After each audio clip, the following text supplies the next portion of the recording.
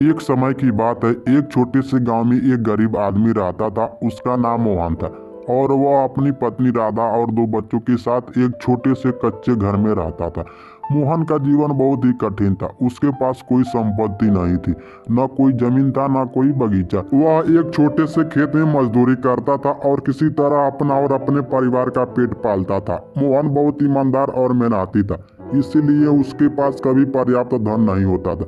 राधा मोहन की पत्नी घर का सारा काम करती थी, घर के अंदर की सफाई और बच्चों की देखभाल। और खेतों में काम करने के बाद वह बहुत ही थक जाती थी, लेकिन फिर भी दोनों के चेहरे पर कभी भी सिकन नहीं आती थी।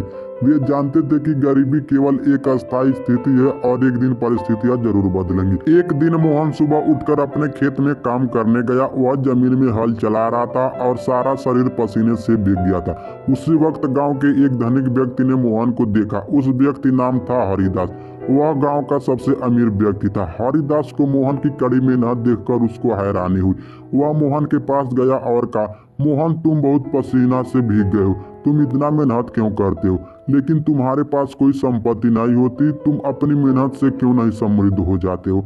मोहन मुस्कुराया और जवाब दिया, धन्यवादी व्यक्ति वही होता है जो ईमानदारी से अपना काम करता है। मैं भले ही गरीब हूँ, लेकिन मुझे अपनी मेहनत पर गर्व है। एक दिन मेरी मेहनत जरूर रंग लाएगी। हरिदास को मोहन की बातों में कुछ गहरी बात लगी, लेकिन उसने उसकी बात पर ज्यादा ध्यान नहीं दिया।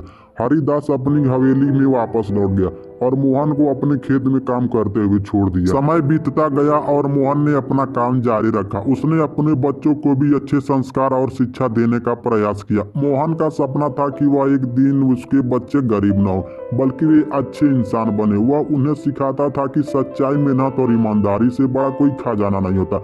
कुछ सालों बाद मोहन की मेहनत और सच्चाई का फल मिला। गांव के एक बड़ा निर्णय कार्य शुरू हुआ और मोहन का वहां कार्य करने का अवसर मिला। मोहन ने उस काम में अपना पूरा ध्यान और मेहनत लगाया। धीरे धीरे उसकी मेहनत से लोग प्रभावित हुए और उसे अच्छी नौकरी मिलने लगी। उसका जीवन धीरे धीरे बेहतर होने लगा। वहीं दूसरी ओर हरिदास की स्थिति खराब होने लगी। वह अत्यधिक पैसे कमाने की लालच में गलत व्यापार करने लगा और धीरे धीरे उसका व्यापार घाटे में चला गया। उसके पास अब पैसे नहीं थे और उसकी हवेली भी बिकने की कगार पर आ गई थी। उसे यह समझ में नहीं आया कि पैसा कमाने की होड़ वह अपनी ईमानदारी और मेहनत से दूर कर रखा था। एक दिन वह हरिदास ने मोहन से मिलने का फैसला किया। वह मोहन के पास पहुंचा और बोला, मोहन, मैं देख रहा हूँ कि तुम मेहनत और ईमानदारी से अपना जीवन बदल लिया है। तुम्हारे पास अब जो कुछ भी पैसे हैं वह तुम्हारी मेहनत का ही परिणाम है। मैं भी एक तुमसे सीखना चाहता हूँ।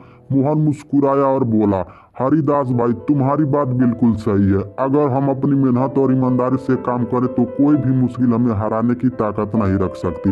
पैसा तो सिर्फ जीवन का एक साधन है, लेकिन जीवन की असली संपत्ति तो हमारे सिद्धांत और हमारे कर्म में है। हरिदास को मोहन की बातों से बहुत प्रेरणा मिली। उसने अपने जीवन में बदलाव लाने का निर्णय और ईमानदारी से काम करने लगा। उसके जीवन में धीरे धीरे सुधार आया। हालांकि वह पहले जैसा सफल इंसान नहीं हो सका, लेकिन उसके जीवन में दूसरों की तरह मदद करना शुरू कर दिया। मोहन और राधा का जीवन अब आराम से चलने लगा। उनके बच्चों को अच्छे स्कूल में पढ़ाया गया और वे भी अच्छे माता पिता की तरह मेहनत और ईमानदारी से अपने जीवन को संवारने लगे। मोहन को यह महसूस हुआ कि अब खुशी का संतुष्ट मेहनत में, न कि धन दौलत में। उसे अपनी जिंदगी से किसी भी चीज की कमी नहीं थी, क्योंकि उसकी संतुष्टि उसकी मेहनत और अपने परिवार के साथ बिताए गए समय में थी।